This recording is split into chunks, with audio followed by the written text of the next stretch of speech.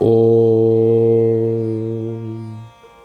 तव कथामृतं तप्तजीवनं कविभिरीरितं कल्मषापहं श्रवणमङ्गलं श्रीमदाततं भुवि गृह्णन्ति ये भूरिदा जनाः। শ্রী শ্রী রামকৃষ্ণ কথামৃত চতুর্থ ভাগ অষ্টম খণ্ড প্রথম পরিচ্ছেদ। সমাধি মন্দিরে ঈশ্বর দর্শন ও ঠাকুর পরের পরমহংস অবস্থা। ঠাকুর শ্রীরামকৃষ্ণ তাহার ঘরের দক্ষিণ পূর্বের বারান্দায় রাখাল, লাটু, মণি, হরিশ প্রভৃতি ভক্ত সঙ্গে বসিয়া আছেন। বেলা 9টা হইবে। রবিবার অগ্রহায়ণ, কৃষ্ণ নবমী, 23শে ডিসেম্বর 1883। মণির গুরুগৃহে বাসের আজ 10ম দিবস। শ্রীযুত মনমোহন কোন্নগর হইতে সকালবেলা আসিয়াছেন। ঠাকুরকে দর্শন করিয়া ও কিয়ৎক্ষণ বিশ্রাম করিয়া আবার কলিকাতায় যাইবেন।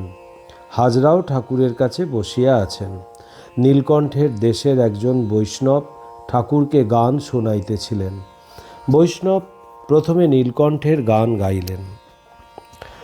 শ্রী গৌরাঙ্গ সুন্দর নব নটবর তপত কাঞ্চন কায় করে শ্রীরূপ বিভিন্ন লুকাইয়ে চিহ্ন অবতীর্ণ নদিয়ায় কলিঘোর অন্ধকার বিনাশিতে উন্নত উজ্জ্বল রস প্রকাশিতে তিন বাঞ্ছা তিন বস্তু আস্বাদিতে এসেছ তিনের হৃদয় সে তিন পরশে বিরস হরসে দরসে জগৎ মাতায় নীলাব্জ হিমাব্জে করিয়ে আবৃত লাদিনীর পুরাও দেহ ভেদগত অধীরূর মহাভাবে বিভাবিত সাত্ত্বিকাদি মিলে যায় সে ভাব আস্বাদনের জন্য কান্দেন অরণ্যে প্রেমের বন্যে ভেসে ভেসে যায় নবীন সন্ন্যাসী সুতীর্থ অন্বেষী কভু নীলাচলে কভু যান কাশী অযাচকে দেন প্রেম রাশি রাশি নাহি জাতিভেদ তাই দ্বিজ নীলকণ্ঠ ভনে এই বাঞ্ছা মনে কবে বিকাব গৌরের পায়। পরের গানটি মানস পূজা সম্বন্ধে। শ্রীরামকৃষ্ণ হাজরার প্রতি। এ গান মানস পূজা কি একরকম লাগলো? হাজরা: এ সাধকের নয়, জ্ঞানদীপ জ্ঞান প্রতিমা। শ্রীরামকৃষ্ণ: আমার কেমন কেমন বোধ হলো। আগেকার সব গান ঠিক ঠিক। পঞ্চবটিতে ন্যাংটার কাছে আমি গান গেয়েছিলাম। জীব সাজো সমরে রণবেশে কাল প্রবেশে তোর ঘরে।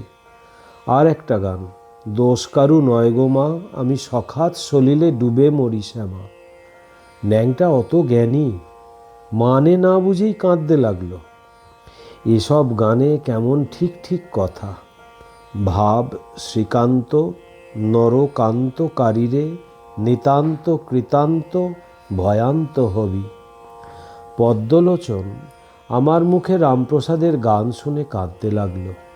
দেখো অত বড় পণ্ডিত। ঠাকুর শ্রীরামকৃষ্ণ ও বিশিষ্টাদ্বৈতবাদ। আহারের পর ঠাকুর একটু বিশ্রাম করিয়াছেন। মেঝেতে মণি বসিয়া আছেন। নহবতের রসুন চৌকি বাজনা শুনিতে শুনিতে ঠাকুর আনন্দ করিতেছেন। শ্রাবণের পর মণিকে বুঝাইতেছেন ব্রহ্মই জীব জগৎ হইয়াছেন। শ্রীরামকৃষ্ণ মণির প্রতি।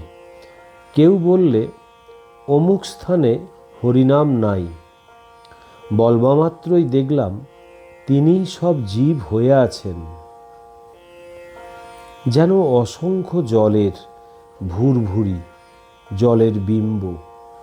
আবার দেখছি যেন অসংখ্য বড়ি বড়ি। ওদেশ থেকে বর্ধমানে আসতে আসতে দৌড়ে একবার মাঠের পানে গেলাম। বলি দেখি এখানে জীবেরা কেমন করে খায় থাকে। গিয়ে দেখি মাঠে পিঁপড়ে চলছে। সব স্থানই চৈতন্যময়। হাজরা ঘরে প্রবেশ করিয়া মেঝেতে বসিলেন। শ্রীরামকৃষ্ণ: নানা ফুল, পাপড়ি থাক থাক, তাও দেখছি ছোট বিম্ব, বড় বিম্ব, এই সকল ঈশ্বরীয় রূপ দর্শন কথা বলিতে বলিতে ঠাকুর সমাধিস্থ হইতেছেন। বলিতেছেন, আমি হয়েছি, আমি এসেছি। এই কথা বলিয়াই একেবারে সমাধিস্থ হইলেন। সমস্ত স্থির। অনেকক্ষণ সম্ভোগের পর বাহিরের একটু হুঁশ আসিতেছে। এইবার বালকের ন্যায় হাসিতেছেন। হেসে হেসে ঘরের মধ্যে পাদচারণ করিতেছেন। অদ্ভুত দর্শনের পর চক্ষু হইতে যেরূপ আনন্দ জ্যোতি বাহির হয়, সেইরূপ ঠাকুরের চক্ষের ভাব হইল। মুখে হাস্য, শূন্য দৃষ্টি। ঠাকুর পায়চারি করিতে করিতে বলিতেছেন, বটতলার পরমহংস দেখলাম এই রকম হেসে চলছিল, সেই স্বরূপ কি আমার হলো? এইরূপ পাদচারণের পর ঠাকুর ছোট খাটটিতে গিয়া বসিয়া আছেন ও জগন্মাতার সহিত কথা কহিতেছেন।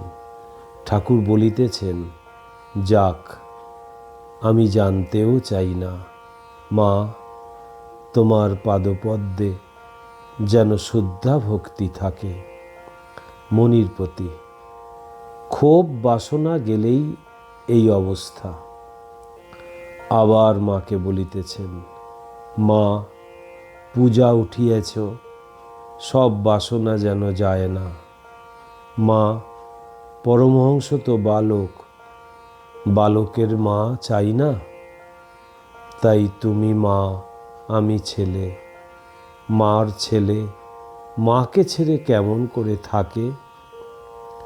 ঠাকুর এরূপ স্বরে মার সঙ্গে কথা বলিতেছেন, যে পাষাণ পর্যন্ত বিগলিত হইয়া যায়। আবার মাকে বলিতেছেন, মা, শুধু অদ্বৈত জ্ঞান, এক থু, যতক্ষণ আমি রেখেছ ততক্ষণ তুমি। পরমহংস তো বালক, বালকের মা চাই না? মনি অবাক হইয়া ঠাকুরের এই দেব দুর্লভ অবস্থা দেখিতেছেন। ভাবিতেছেন, ঠাকুর অহেতুক কৃপা সিন্ধু, তাহারই বিশ্বাসের জন্য, তাহারই চৈতন্যের জন্য আর জীব শিক্ষার জন্য গুরুরূপী ঠাকুর শ্রী রামকৃষ্ণের এই পরমহংস অবস্থা। মনি আরও ভাবিতেছেন। ঠাকুর বলেন, অদ্বৈত চৈতন্য নিত্যানন্দ। অদ্বৈত জ্ঞান হলে চৈতন্য হয়, তবেই নিত্যানন্দ হয়। ঠাকুরের শুধু অদ্বৈত জ্ঞান নয়, নিত্যানন্দের অবস্থা। জগন্মাতার প্রেমানন্দে সর্বদাই বিভোর, মাতোয়ারা। হাজরা ঠাকুরের এই অবস্থা হঠাৎ দেখিয়া হাত জোর করিয়া মাঝে মাঝে বলিতে লাগিলেন, ধন্য ধন্য। শ্রীরামকৃষ্ণ হাজরাকে বলিতেছেন, তোমার বিশ্বাস কই? তবে তুমি এখানে আছো যেমন জটিলে কুটিলে, লীলা পোষ্ঠাই জন্য। বৈকাল হইয়াছে, মনি একাকী দেবালয়ে নির্জনে বেড়াইতেছেন। ঠাকুর শ্রীরামকৃষ্ণের এই অদ্ভুত অবস্থা ভাবিতেছেন। আর ভাবিতেছেন, ঠাকুর কেন বলিলেন ক্ষোভ বাসনা গেলেই এই অবস্থা? এই গুরুরূপী ঠাকুর শ্রীরামকৃষ্ণ কে? স্বয়ং ভগবান কি আমাদের জন্য দেহ ধারণ করে এসেছেন? ঠাকুর বলেন, ঈশ্বর কোটি অবতারাদি না হলে জড় সমাধি, নির্বিকল্প সমাধি হতে নেমে আসতে পারে না। দ্বিতীয় পরিচ্ছেদ, গুহ্য কথা। আহুস্তাম বৃষয় সর্বে দেবর্ষি নারদস্তথা অসিত দেবল ব্যাস স্বয়ং চৈব ব্রবীষিমে। গীতা দশম অধ্যায়, শ্লোক 13। পরদিন ঠাকুর শ্রীরামকৃষ্ণ ঝাউতলায় মনির সহিত একাকী কথা কহিতেছেন। বেলা 8টা হইবে। সোমবার, কৃষ্ণপক্ষের দশমী তিথি, 24শে ডিসেম্বর 1883 খ্রিস্টাব্দ। আজ মনির প্রভু সঙ্গে একাদশ দিবস। শীতকাল, সূর্যদেব পূর্বকোণে সবে উঠিয়াছেন। ঝাউতলার পশ্চিম দিকে গঙ্গা বহিয়া যাইতেছে। এখন উত্তর বাহিনী, সবে জোয়ার আসিয়াছে, চতুর্দিকে বৃক্ষলতা, অনতিদূরে সাধনার স্থান সেই বিল্লতরুমূল দেখা যাইতেছে। ঠাকুর পূর্বাশ্ব হইয়া কথা কহিতেছেন, মণি উত্তরাশ্ব হইয়া বিনীতভাবে শুনিতেছেন। ঠাকুরের ডান দিকে পঞ্চবটী ও হাঁসপুকুর। শীতকাল, সূর্যোদয়, জগৎ যেন হাসিতেছে। ঠাকুর ব্রহ্মজ্ঞানের কথা বলিতেছেন। শ্রীরামকৃষ্ণ। নিরাকারও সত্য, সাকারও সত্য। ন্যাংটা উপদেশ দিত, সচ্চিদানন্দ ব্রহ্ম কিরূপ, যেমন অনন্ত সাগর, ঊর্ধ্বে নিচে ডাইনে বামে জলে জল, কারণ সলিল, জল স্থির, কার্য হলে তরঙ্গ, সৃষ্টি স্থিতি প্রলয় কার্য। আবার বলতো, বিচার যেখানে গিয়ে থেমে যায় সেই ব্রহ্ম, যেমন কর্পূর জ্বালালে পুড়ে যায়, একটু ছাইও থাকে না। ব্রহ্ম বাক্য মনের অতীত।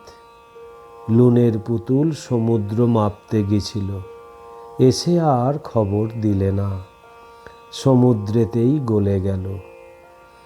ঋষিরা রামকে বলেছিলেন, রাম, ভরদ্বাজাদি তোমাকে অবতার বলতে পারেন, কিন্তু আমরা তা বলি না। আমরা শব্দ ব্রহ্মের উপাসনা করি, আমরা মানুষ রূপ চাই না। রাম একটু হেসে প্রসন্ন হয়ে তাদের পূজা গ্রহণ করে চলে গেলেন। কিন্তু যারই নিত্য তারই লীলা, যেমন বলেছি, ছাদ আর সিঁড়ি, ঈশ্বর লীলা, দেবলীলা, নরলীলা, জগৎ লীলা। নরলীলায় অবতার। নরলীলা কিরূপ জানো? যেমন বড় ছাদের জল নল দিয়ে হুড়হুড় করে পড়ছে, সেই সচ্চিদানন্দ, তারই শক্তি একটি প্রণালী দিয়ে নলের ভিতর দিয়ে আসছে। কেবল ভরদ্বাজাদি 12 জন ঋষি রামচন্দ্রকে অবতার বলে চিনেছিলেন। অবতারকে সকলে চিনতে পারে না। শ্রীরামকৃষ্ণ মনির প্রতি, তিনি অবতার হয়ে জ্ঞান ভক্তি শিক্ষা দেন। আচ্ছা, আমাকে তোমার কিরূপ বোধ হয়? আমার বাবা গয়াতে গেছিলেন, সেখানে রঘুবীর স্বপন দিলেন, আমি তোদের ছেলে হব। বাবা স্বপন দেখে বললেন, ঠাকুর, আমি দরিদ্র ব্রাহ্মণ, কেমন করে তোমার সেবা করব? রঘুবীর বললেন, তা হয়ে যাবে। দিদি, হৃদের মা, আমার পা পূজা করত ফুল চন্দন দিয়ে। একদিন তার মাথায় পা দিয়ে মা বললে, তোর কাশিতেই মৃত্যু হবে। সেজবাবু বললে, বাবা, তোমার ভিতরে আর কিছু নাই, সেই ঈশ্বর আছেন। দেহটা কেবল খোল মাত্র, যেমন বাহিরে কুমড়োর আকার, কিন্তু ভিতরের শ্বাসবিচি কিছুই নাই।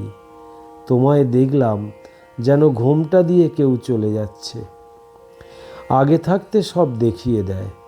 বটতলায়, পঞ্চবটী তলায় গৌরাঙ্গের সংকীর্তনের দল দেখেছিলাম।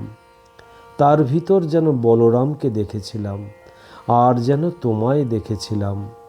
গৌরাঙ্গের ভাব জানতে চেয়েছিলাম। ওদেশে শ্যামবাজারে দেখালে, গাছে পাঁচিলে লোক, রাত দিন সঙ্গে সঙ্গে লোক, 7 দিন হাঁকবার জো ছিল না। তখন বললাম, মা, আর কাজ নাই, তাই এখন শান্ত। আর একবার আসতে হবে, তাই পার্শ্বদের সব জ্ঞান দিচ্ছি না সহাস্যে। তোমাদের যদি সব জ্ঞান দিই, তাহলে তোমরা আর সহজে আমার কাছে আসবে কেন? তোমায় চিনেছি তোমার চৈতন্য ভাগবত পড়া শুনে। তুমি আপনার জন, এক সত্তা, যেমন পিতা আর পুত্র। এখানে সব আসছে যেন কলমির দল, এক জায়গায় টানলে সবটাই এসে পড়ে। পরস্পর সব আত্মীয়। যেমন ভাই ভাই। জগন্নাথে রাখাল হরিশ টরিশ গিয়েছে, আর তুমিও গিয়েছ, তা কি আলাদা বাসা হবে? যতদিন এখানে আসো নাই ততদিন ভুলেছিলে, এখন আপনাকে চিনতে পারবে। তিনি গুরুরূপে এসে জানিয়ে দেন।